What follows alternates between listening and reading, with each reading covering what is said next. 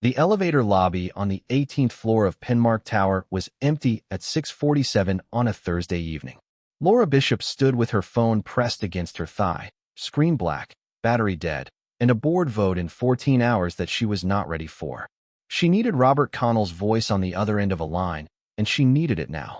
10 feet away, a man in a gray maintenance uniform was replacing a ceiling tile. Tool belt low on his hips, work boots scuffed at the toe.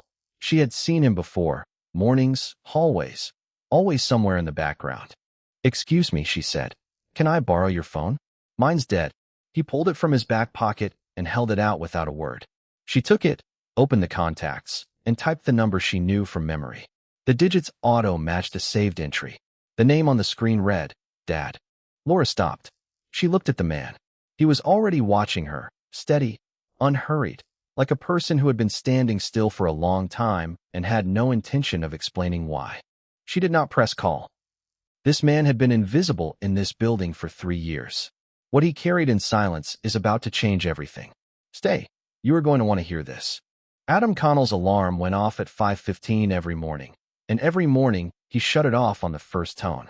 Habit, not discipline. 3 years of the same schedule had turned it into something the body did without consulting the mind. He drove a 12-year-old pickup east on Girard Avenue toward Center City, the Philadelphia skyline still half lit against a gray dawn.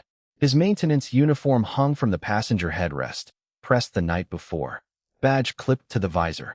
The truck's heater worked on one setting and made a sound like paper tearing, but it ran. 6 years earlier, Adam had stood in the unfinished lobby of Penmark Tower wearing a hard hat and a tie, reviewing conduit layouts with a general contractor who kept calling him sir. He had been the one to redesign the building's mechanical core during the renovation, rerouted the HVAC trunk lines, specified the fire suppression risers, and personally approved the placement of every electrical panel from the basement to the roof deck. He was 30 years old, a vice president of engineering at Connell Holdings, and the only son of the man who had founded the company. That version of Adam Connell no longer existed in any directory the building kept. 4 years ago, his wife Rachel was killed by a delivery truck that ran a red light on Walnut Street at 2 in the afternoon. The driver had been on a double shift. Rachel had been on her way to pick up Jake from school. The intersection had no camera. The lawsuit settled for a number that did not matter. For 3 months after, Adam did not return phone calls, did not eat full meals, did not enter the Connell Holdings offices. And in that silence, Neil Stratton, the company's chief operating officer, 12 years tenured, close to Adam's father, restructured the engineering division, dissolved Adam's department, folded its functions into Neil's own portfolio. The board voted 7-1. The sole dissent was not recorded by name. When Adam finally resurfaced, his badge no longer worked. His office had been reassigned. His father, Robert, 64 and already stepping back from daily operations, told him over the phone, "The company needs stability right now, Adam. This is not the time." Adam did not argue. He turned in his laptop, signed the separation paperwork, and took a job with a commercial facilities company that serviced buildings across downtown Philadelphia. When the contract for Penmark Tower came up, he did not hesitate. He knew every valve, every junction box, every crawl space in the building. No one else did. A year later, Connell Holdings relocated its headquarters to floors 14 through 22 of Penmark Tower. Neil Stratton chose the building. He did not know Adam worked there. At the kitchen table in their Fishtown apartment, Jake Connell, 10 years old, sandy-haired, quiet in the way kids get when they have learned that silence is sometimes easier than questions, sat with a bowl of cereal and a half-assembled model of a P-51 Mustang. Silver paint, fine-tipped brush, newspaper spread underneath. Adam set a glass of juice beside the fuselage and reminded him about the after-school program. Jake nodded without looking up, already focused on the tail assembly. Laura Bishop had arrived at Connell Holdings 8 months ago. The board had recruited her from outside. A turnaround specialist with a reputation for reading balance sheets the way other people read weather. She was 33, precise, and the first CEO in the company's history who had no personal connection to the Connell family. Within her first quarter, she had noticed that vendor payments on 6 infrastructure contracts did not match the approved purchase orders. The discrepancies were small, 2 to 4%, but consistent. She requested the full disbursement records. Neil Stratton's office said they were being compiled. That was 11 weeks ago. She tried to reach Robert Connell directly, called his personal office line, emailed his private address. Neil intercepted each attempt. The chairman is recuperating, he said. I will pass along anything urgent. Every weekday morning at 7:50, Adam Connell walked through the service entrance of Penmark Tower and took the freight elevator to the mechanical floor. Every weekday morning at 8:10, Laura Bishop walked through the main lobby and took the express elevator to 18. She passed within 20 feet of the service corridor. She had never once looked in his direction. After the phone incident, Laura did not confront Adam. She went back to her office, sat behind her desk, and opened the company's archived employee directory. Adam Connell, Vice President, Engineering. Start date, 8 years prior. End date, 3 years prior. Reporting line, Chairman, Direct. She scrolled through his project history. Infrastructure redesign. Mechanical systems integration. And one entry she had not expected. Creator and administrator of the company's automated vendor verification system. Deployed 5 years ago, still listed as active on the network topology map that IT maintained, but no one ever looked at. The system cross-referenced every vendor invoice against state business registrations, flagged mismatches, and logged the results to a dedicated server. It had been built to catch exactly the kind of discrepancy Laura had been chasing for 3 months. She found Adam on the 9th floor the next morning. He was replacing a pressure gauge on a fire suppression riser, kneeling on a drop cloth, his sleeves pushed past his elbows. Laura stood in the doorway. He did not look up, but his hands slowed. I know who you are, she said. Okay. The verification system you built. Is it still running? Adam set the wrench on the cloth, stood, wiped his hands on the sides of his pants, and looked at her for the first time with something other than indifference. Not warmth, something closer to caution. It is on a legacy server in the basement, he said. Rack 14, second cage. Neil never shut it down because he never knew it existed. 3 years of data? Every transaction that passed through the vendor portal. Logged, time-stamped, flagged if the registration did not match. Laura let that settle. 3 years. 1,100 days of records sitting in a cage 2 floors below the lobby she walked through every morning, invisible and complete. A system designed to catch exactly what she had been chasing, and the man who built it had been replacing ceiling tiles 10 feet from her office. I need those logs, she said. Adam folded the drop cloth into a square. It is not my company anymore. Neil Stratton has been routing payments to shell entities for at least 3 years. The amounts I can see are over 4 million. That system can prove it. I know what it can prove. Then why have you not used it? He did not answer right away. He looked past her, toward the window at the end of the corridor, northeast, the direction of Chestnut Hill, where his father lived in a stone house on a street lined with oaks. Because my father's name is on every approval chain in that building, and I am not the one who is going to tear it down. Laura stood in the doorway a moment longer. Then she turned and walked back to the elevator. Behind her, Adam picked up the wrench and knelt back down beside the riser. He tightened the gauge fitting, 3/4 turns, firm but not forced. His hands were steady. The rest of him was not. He stayed on the 9th floor for another 40 minutes, finishing work he could have done in 10. When he finally rode the freight elevator back down to the mechanical floor, he sat on the bench in the maintenance shop and stared at the wall. He did not open the locker where he kept his phone. But none of that was something Laura could see, and it was nothing Adam intended to show. Adam Connell had built a system designed to catch fraud, and then walked away from the only company it was watching. What had kept him silent for 3 years was not apathy. It was something far harder to fix. Neil Stratton prided himself on knowing what happened inside Penmark Tower before anyone told him. He had allies in IT, in facilities, in the mailroom. Information moved to him the way water moved downhill, by design, not accident. On a Tuesday morning, one of those allies flagged an access log. Someone on Laura Bishop's executive account had pulled the archived employee file of Adam Connell. Keyword search. Full record view. 13 minutes on the page. Neil closed his office door and sat with that for a while. He pulled up Adam's old employee record himself and read it twice. Then he checked the building's maintenance vendor contract and confirmed what he already suspected. Adam Connell was still in the building. Every day, 2 floors below him. By noon, he was standing in the mechanical shop on the 3rd floor, where Adam was cataloging replacement filters for the West Tower air handlers. The shop smelled like machine oil and cold concrete. Neil leaned against the door frame with his hands in his pockets, the posture of a man making a social call. Adam, a pause that served no purpose other than to establish who controlled the room. Still keeping the lights on, I see. Adam did not turn around. That is the job. Your father asks about you sometimes. I always tell him you are doing fine.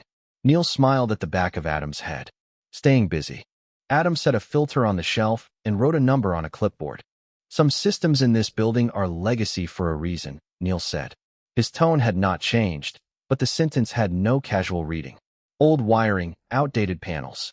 Best to leave them off. Powering them up tends to cause problems nobody wants. Adam turned around. He looked at Neil the way a man looks at a door he decided a long time ago not to walk through. Then he went back to his clipboard. Neil left without another word. The smile was gone before he reached the elevator. That afternoon, Laura pulled the last 90 days of capital expenditure filings from the company's public records. The subsidiary merger Neil had been fast-tracking, the sale of Connell's logistics arm to a firm called Ridgeline Partners, was priced at $14 million. Market estimates for the division ran closer to 22. Ridgeline Partners had been incorporated in Delaware 9 months ago. Its registered agent shared an address with a consulting firm Neil had used for personal tax work. The board vote on the merger was in 10 days. They met at a diner 2 blocks east of Penmark Tower, a narrow place with vinyl booths and fluorescent lights that had not been updated since the 90s. Laura arrived first. Adam came in through the side door still wearing his work boots, a jacket thrown over his maintenance shirt. She had brought a folder. Inside it, printouts of the 6 mismatched vendor payments, the Ridgeline Partners incorporation record, and a comparison chart she had built herself, line by line, matching purchase orders against actual disbursements. For $0.7 million, she said, pushing the folder across the table. That is what I can trace from the records I have access to. The real number is higher. Adam opened the folder, turned pages slowly. His expression did not change, but he stopped on the 3rd page. A payment to a vendor called Hollis Industrial Supply, dated 14 months earlier. He stared at it for a long time. I flagged this company 3 years ago, he said. It was the first one. Registered address in Trenton, no physical location, no listed employees. I brought it to the operations office. 2 weeks later, my division was dissolved. Laura sat back. Neil knew. Neil built the whole thing. I just found the first brick. She folded her hands on the table. The verification system you built, the logs on that server, can connect every payment to its origin. IP, timestamp, user credential. If Neil routed the money, it is on that server. I know what is on that server. Then give me access. Adam closed the folder and pushed it back across the table. If I do this, every approval chain leads to my father. His name, his signature. He signed off on whatever Neil put in front of him. Your father did not know what he was signing. That is worse. Adam looked at her across the table. That means he trusted someone more than he trusted his own son. And that person used it. Laura did not argue. She picked up the folder, put it back in her bag, and stood up. 10 days, she said. After that, the merger goes through, and the money disappears into a company that does not exist. Adam stayed in the booth after she left. He ordered a coffee he did not drink and sat there watching the traffic on the street outside. Headlights, brake lights, a city moving around him while he sat still. The waitress refilled the cup twice before she stopped trying. He left a 10 on the table and walked back to Penmark Tower in the dark. The boardroom on the 20th floor of Penmark Tower seated 14. On Wednesday morning, 9 chairs were filled. Neil Stratton stood at the head of the table with a bound presentation and the unhurried confidence of a man who had run these meetings for years. The Ridgeline acquisition is time-sensitive, he said. The valuation window closes in 8 days. Delay costs us leverage and signals weakness to the market. Laura sat at the opposite end of the table, a legal pad in front of her, no binder. She let Neil finish. Then she spoke. I am requesting a 14-day hold on the merger pending a forensic review of the logistics division's vendor disbursements. 6 contracts show payment discrepancies that have not been reconciled. Neil did not blink. Those discrepancies were addressed in Q3 reporting. This has been reviewed. By whom? By my operations team. I would like an independent review. The room went quiet. Board members looked at each other across the table, the kind of sideways attention that happens when two people with authority disagree and everyone else has to decide where to stand. Frank Dorsey, 58, 14 years on the board, cleared his throat. I will second the request for a hold. 14 days is reasonable before a transaction of this size. The vote came quickly, 5-4 in favor of a 7-day delay. Not the 14 Laura had asked for, but enough. 7 days to find what 3 years of silence had buried. Neil gathered his binder without speaking. He straightened his tie, pushed his chair under the table with both hands, and left the boardroom through the side door. He did not look at Laura on his way out. The door latched behind him with a soft click, and the room exhaled. Laura stayed in her seat for a moment after the others filed out. She looked at the empty chair where Neil had been sitting. Then she picked up her legal pad and drove to Chestnut Hill. Robert Connell's house sat behind a low stone wall on a street where the trees were old enough to tunnel over the road. The front door was unlocked. Robert was in his study, a room with dark wood shelves and framed photographs on every flat surface. He was 64, thin, sharp in the eyes, slower in the rest of him. He wore a cardigan and reading glasses and had the look of a man who had been left alone with his books long enough to forget that the company still had his name on it. Laura did not tell him about Adam. Not yet. She asked about the company's legacy IT infrastructure, old systems, archived servers, anything still running from before the reorganization. Robert leaned back in his chair. Most of that was Adam's work. My son understood systems better than anyone I have hired since. He built half the digital backbone of that company before he turned 30. Laura nodded. She looked at the mantel behind his desk. Photographs. Adam at 22 in a cap and gown. Adam and a woman with dark hair, Rachel, standing on a porch mid-laugh. Adam holding a baby in a blue blanket, one hand behind the baby's head, expression unreadable. Have you spoken to him recently? Laura asked. Robert took off his glasses and set them on the desk. I made a decision 3 years ago, a business decision. I told myself it was the right call. He paused. I am still paying for it. Laura left the house without telling him that his son worked 2 floors below her office, that she had borrowed his phone 2 days ago, that the name on the screen had been the simplest word in the English language and the hardest one to explain. Laura now had 7 days, a legacy server she could not access, and a father who did not know his own son was standing beneath him in the same building. Everything depended on whether Adam Connell would open a door he had sealed shut 3 years ago, not for the company, and not for her. For the name on that screen. Adam showed up at Laura's office at 8:40 on a Thursday night. The floor was empty. The cleaning crew had already come through. The lights in the corridor were on half power, the way they switched over after hours. He stood in her doorway holding a folded piece of paper. Credentials, he said. Server room, rack 14, second cage. Username and passphrase are on the paper. The system will ask for a 2-factor code. It texts to my phone. I will need to be there. Laura picked up her jacket. Then let us go. They took the freight elevator to the basement, the same one Adam rode every morning. The server room was behind 2 fire doors and a keycard reader. Adam badged them through. The room hummed. Rows of racks under cold fluorescent light. Fans cycling, status LEDs blinking green and amber in the dark between the cages. Rack 14 was in the back corner, behind a decommissioned HVAC controller and 2 pallets of old network switches still wrapped in plastic. Adam opened the cage with a key on his belt, the same key ring he had carried for 3 years, the one nobody in the building had ever asked about. He sat down at a terminal, entered the credentials. The 2-factor code arrived on his phone. He read it off and typed it in without pausing. The interface loaded. Plain text, no graphics. Adam had built it to be functional, not presentable. Log files scrolled, date, vendor ID, invoice number, amount, approval chain, flag status. How far back? Laura asked. 39 months. Every transaction through the vendor portal. She leaned in. The flag column showed red markers, hundreds of them, scattered across the timeline like a rash that had never been treated. Adam ran a filter. 347 flagged entries. Total value, $11.2 million. Laura sat down on the edge of the server rack.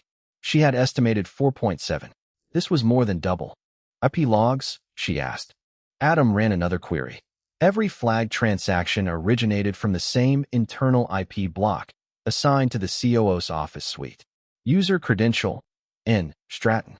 But then Adam stopped scrolling. His hand rested on the edge of the keyboard. Laura looked at the screen.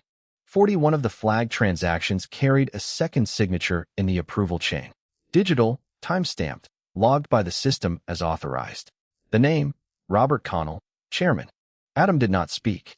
He stared at his father's name next to entries he knew were fraudulent. 41 times. Laura pulled her chair closer. She opened the time-stamped detail on the first entry, then the 5th, then the 12th. All 41 bore the same pattern. Approved within 6 seconds of submission, clustered in batches of 4 or 5, all during off hours.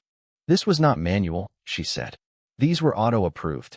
Someone configured his email to forward vendor requests under a threshold and approve automatically. Adam scrolled to the system settings log. There it was, an approval rule created 29 months ago, set to auto-authorize any vendor payment under $50,000. 8 months later, the threshold had been raised to $150,000.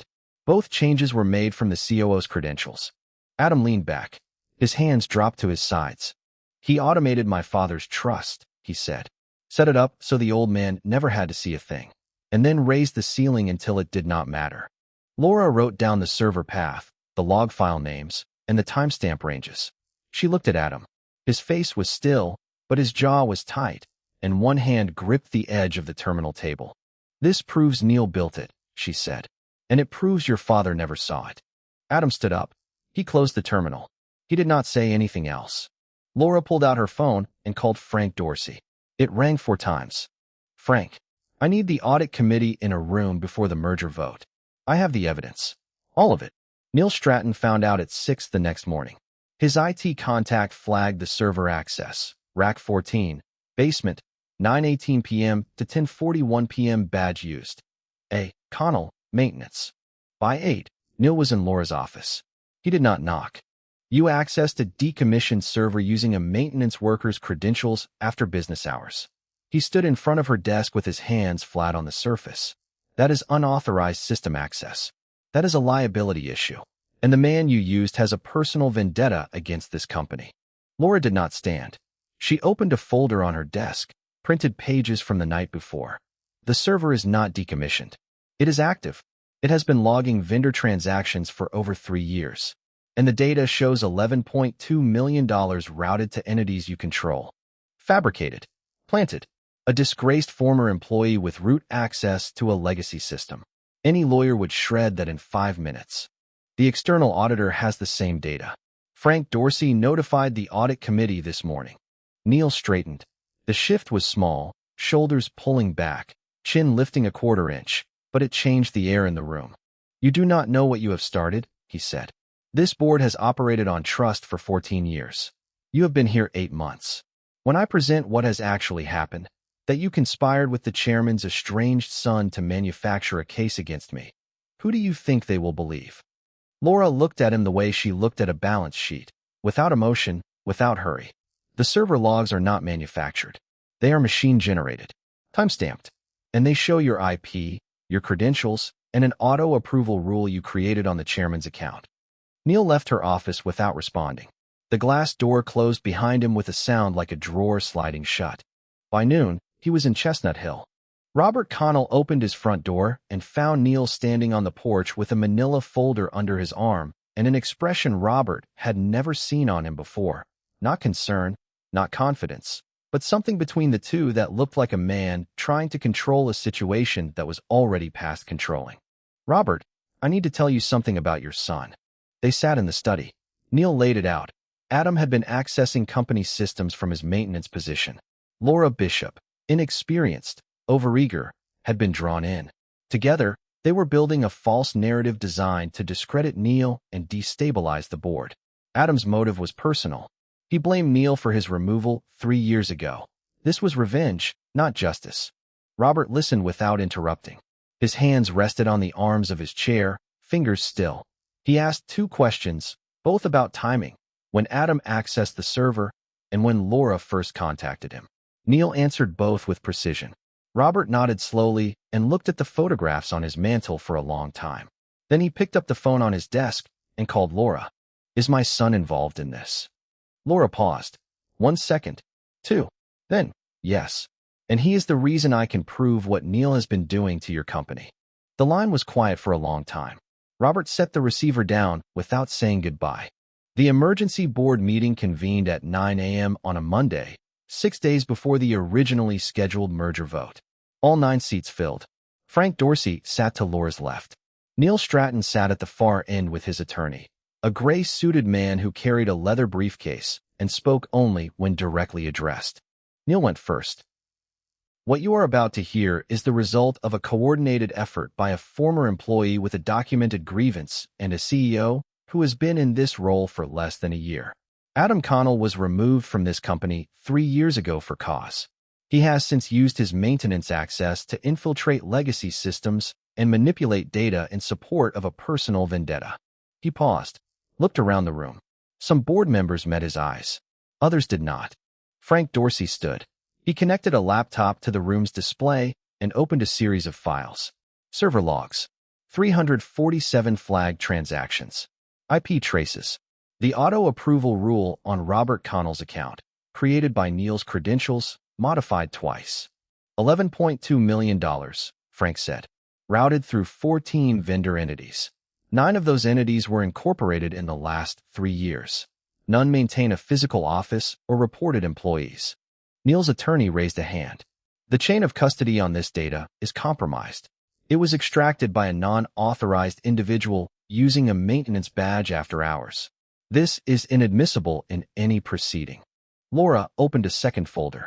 Last Thursday, I engaged the company's external auditor, Greylock and Marsh, to independently verify a random sample of 40 flagged transactions using bank records, vendor registrations, and state filings. She placed a single sheet on the table. 38 of 40 were confirmed as fraudulent routing to shell entities. 8 of those entities are registered to the same address in Wilmington, Delaware. The registered agent on 6 of them is Neil Stratton's brother-in-law. The room held still. Neil's attorney closed his briefcase. Neil looked at the table. Frank called the vote. 6-1. Immediate suspension of Neil Stratton pending full investigation. Merger with Ridgeline Partners terminated. External forensic audit authorized. Neil stood. He buttoned his jacket with both hands, slow, deliberate, the way a man does when he wants the room to know he is choosing to leave, not being escorted. He pushed in his chair and walked to the door. He did not look at anyone in the room. The door closed behind him, and the sound of his shoes on the marble hallway faded until there was nothing left of him in the building. Laura gathered her papers. She walked to the elevator and pressed the down button. The doors opened. The car was empty. Adam was not there. He had not come to the meeting. She had not asked him to. The boardroom had done what boardrooms do. It voted, and the numbers held. But the vote was not the story Adam Connell had been living for 3 years. The story was a stone house in Chestnut Hill and a door he had not walked through since the day his badge stopped working. That evening, Adam sat at the kitchen table in the Fishtown apartment with Jake. The overhead light cast a warm circle on the table, leaving the rest of the room in soft shadow. Jake had the P-51 Mustang in front of him, silver paint dry now, decals applied, propeller loose in a small plastic bag. Adam picked up a jeweler's screwdriver from the table and held the propeller shaft steady while Jake threaded the tiny screw. Their heads were close together. Jake's tongue pressed into the corner of his lip the way it always did when he was concentrating. Tighter, Jake asked. A quarter turn more. Do not force it. Jake turned the screw. The propeller held.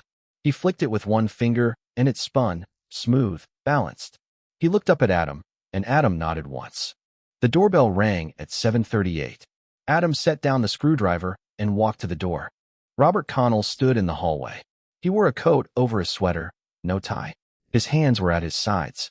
He looked at Adam the way a man looks at a room he should have entered a long time ago. Can I come in? Adam stepped aside. Robert walked into the apartment. He took it in slowly. The narrow kitchen, the bookshelf built from lumber-yard pine, the row of model planes on the windowsill, the blue backpack hanging on a hook by the door.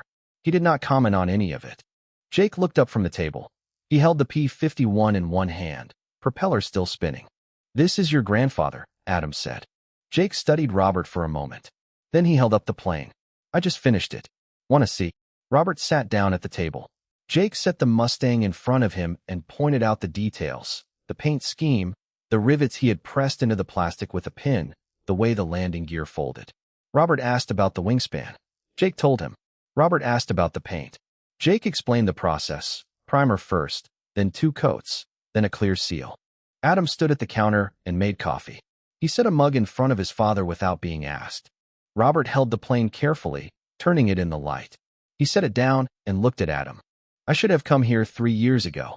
Adam did not answer, but he pulled out the third chair, the one that usually sat against the wall, and sat down at the table. 3 people. 1 small table. The overhead light held all of them in its circle. 2 months later, the federal indictment came down. Neil Stratton, wire fraud, embezzlement, conspiracy to commit securities fraud. 14 counts. Connell Holdings stabilized. Laura restructured the vendor management system using Adam's original framework, updated, expanded, integrated into the company's new compliance architecture. The board voted unanimously to adopt it. No one mentioned that the man who built it had spent 3 years changing air filters 2 floors below them. Adam was offered his old position. Vice President, Engineering, the same title, the same office, the same reporting line to the chairman. He turned it down in a conversation that lasted less than 2 minutes. Instead, he filed incorporation papers for a consulting firm, Connell Engineering Services, sole proprietor, registered in Pennsylvania. His first client was Connell Holdings, contracted at arm's length through the procurement office Laura had rebuilt. No family discount, no special terms. His office was a rented space above a hardware store on Frankfort Avenue in Fishtown. 3 rooms, a window that looked out over a bus stop and a row of brick row homes. A drafting table, 2 monitors, a filing cabinet, and a coffee maker that took up more counter space than it deserved. Jake had a desk in the corner, small, secondhand, pushed against the wall beneath a corkboard where he had pinned a drawing of the P-51 and a bus schedule he did not need, but liked the design of. After school, he took the number 25 bus to Frankfort Avenue, let himself in with a key Adam had cut for him, and did his homework while Adam worked. On a Wednesday afternoon in late October, Laura came through the door carrying a rolled set of building plans under one arm. She wore a navy coat and her hair was tucked behind one ear, the way it got when she had been leaning over documents all morning. I need a structural review on the Kensington warehouse conversion, she said. Load-bearing walls on the 2nd floor do not match the original permit drawings. Put them on the table. She unrolled the plans. Adam anchored the corners with a coffee mug, a stapler, a tape measure, and a small metal plane, one of Jake's models, a Spitfire, used as a paperweight. They stood side by side, tracing lines, comparing measurements. Laura pointed to a discrepancy in the eastern wall. Adam pulled a pencil from behind his ear and marked it. Their shoulders were 8 inches apart. She handed him a straightedge without being asked. He pulled out a chair for her without thinking about it. These were not decisions. They were patterns that had started forming somewhere in the space between a basement server room and a diner booth, and neither of them had given the patterns a name. Robert came to Fishtown once a week now. Saturdays, he picked Jake up at 10 and drove him to the Franklin Institute. Jake spent 2 hours in the aviation exhibit. Robert sat on a bench nearby, answering questions about thrust ratios he only half remembered. They ate lunch on the way home. The same sandwich shop, the same order. Jake always told him to try something different. Robert never did. At 5:15, Laura's phone buzzed on Adam's drafting table. She was across the room, pulling her coat from the hook by the door. Adam glanced down, not searching, not snooping. The screen had lit up with the contact list still open from a call she had made earlier. His name was on the screen. Not Adam Connell. Not Connell Engineering. Not Connell Consulting. Just Adam. He slid the phone to the edge of the table without touching anything else. When she came back for it, he was already bent over the plans again, pencil in hand. She picked up the phone, looked at the screen, looked at him. She did not say anything. He did not either. She dropped the phone into her coat pocket, pulled the straightedge back across the eastern wall, and they kept working. Outside, the late October light came through the window at a low angle, catching the edge of the Spitfire model and throwing a small shadow across the plans. The coffee maker clicked off. The bus stop below the window was empty. She did not ask why. He did not explain. Some things are already saved.